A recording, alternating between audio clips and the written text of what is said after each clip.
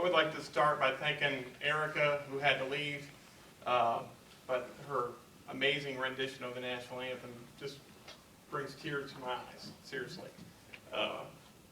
Thanks to Erica, I'll thank her later. Colonel Weidert, also known as Mr. Weidert many times for us, thanks a lot, sir. Thanks for doing this ceremony and officiating for me today. I really appreciate that. I'm not sure I believe what half the words you said, but we'll have to look at the paperwork later.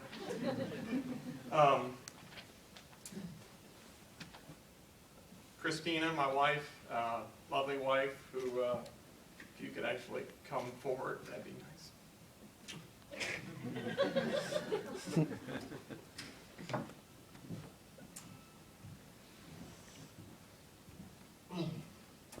You know, it's not often.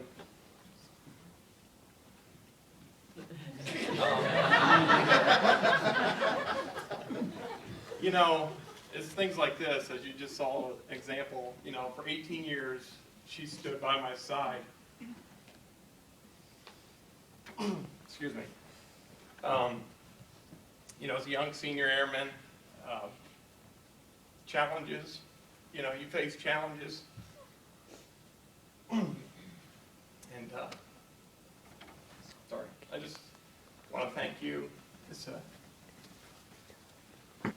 small token of my appreciation. This was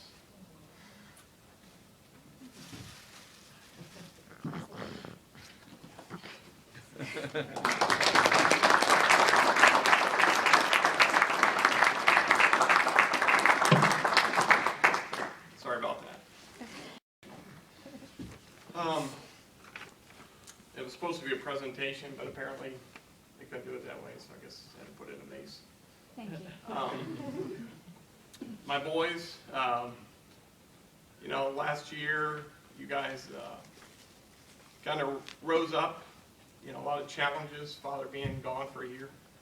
You know, I really appreciate, you know, you guys stepping in there and, you know, supporting your mother and, you know, making it easier for me as I was away. Mom and Dad sitting there in the middle. See where I get my sentiment from. Excuse me. So anyhow, you know, as you grow up in life, you know, some people have a lot of challenges. Some people, it's easy for them to grow up because they've got good role models, good leadership in the home. And, I mean, I definitely had that, and I appreciate that. Okay, enough of the crying.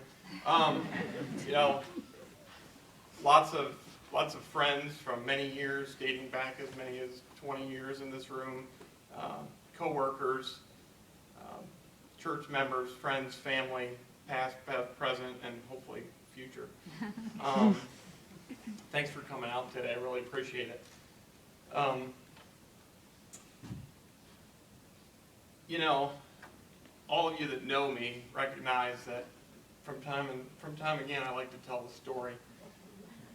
So I kind of had you captive, so I'm going to take this opportunity. It is a story. It's not a joke. Make the point. There's a big difference. Jokes have to be funny. Stories do not. So anyhow, there was this major that had this illness that nobody knew about, and the doctor wasn't sure what the problem was. He was in the hospital for an extended period of time, and his office started to get worried about, you know, what was the issue. You know, was it terminal? You know, exactly how this was going to play out. And, you know, they sent flowers and balloons and stuff. And, you know, after a while, they kind of got tired of, to be honest with the person being absent. So they all showed up to the hospital. You know, they said, you know, can I talk to you? I mean, this is we'd like to kind of get an answer here. I mean, you know, his family, you know, we kind of need him at work, stuff like that. You know, we'd really appreciate if you'd give us a sense of, you know, is this person going to live? I mean, what's the deal? And so the doctor says, well, I've found out what the problem is, and it's not good. And so anyhow, everybody's, holding their breath, and so no kidding, what's the deal? Well, it's a brain. This major needs a brain transplant. And so they say, well, okay, we really appreciate, from time to time, we appreciate what the guy does. We'll chip in, what's it going to cost? He's worth it. And so they're like, well, brains right now are going for about $1 million. So I said, well, as much as we'd love to do that, we're not going to be able to afford that. So, do what you need to do. And so one of the lieutenants in this majors group,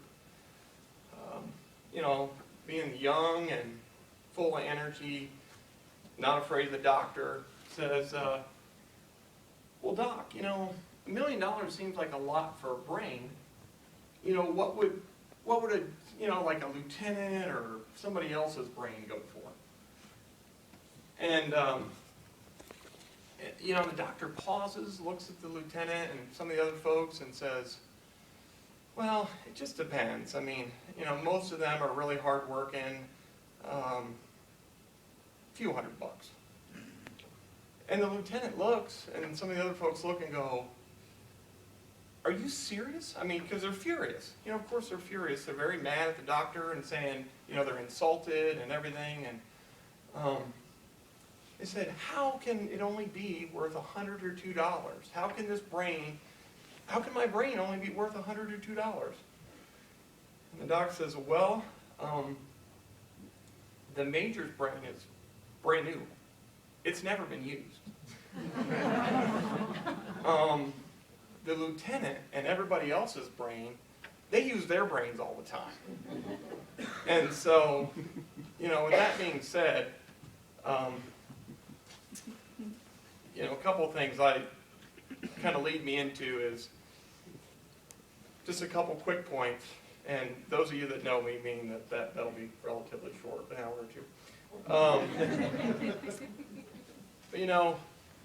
But that story is an example of, in leadership, you have to recognize that every member of your team or your group or whatever you want to call it offers something valuable to your team and to your mission. And in a leadership position, you have to, it's easy to get the new person and say, oh, well, what do they know? Well, they might know that the way you've been doing things for the last 20 years are bad ideas. And maybe they'll tell you that if you just ask them.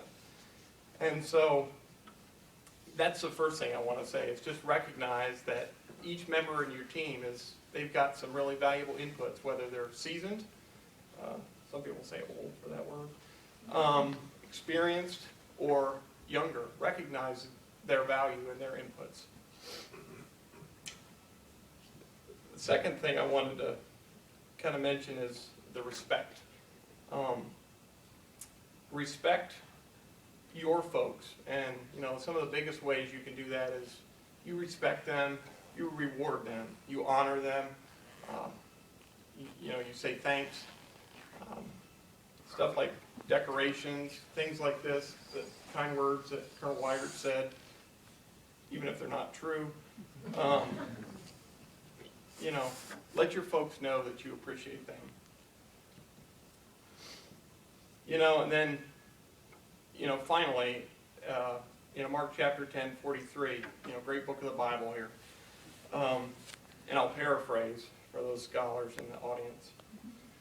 But, if you want to be great among these, you got to be a servant or your servant. And lead by example. There's no task too small or too beneath somebody. Recognizing one of the greatest things to do is, if you're going to ask somebody to do something, ask yourself if you'd be willing to do that. And if not, then maybe it's not a duty that you really want them to do. Don't ever ask somebody else to do something you're not willing to do. with that being said, I really appreciate every one of you taking your time out today. It's great to have you in the audience. Sorry about the onions that I had earlier that were causing my eyes to sweat a little bit. I asked my wife if she couldn't put that in my sandwich, but she wanted it in there anyhow. But thanks a lot. I really appreciate it.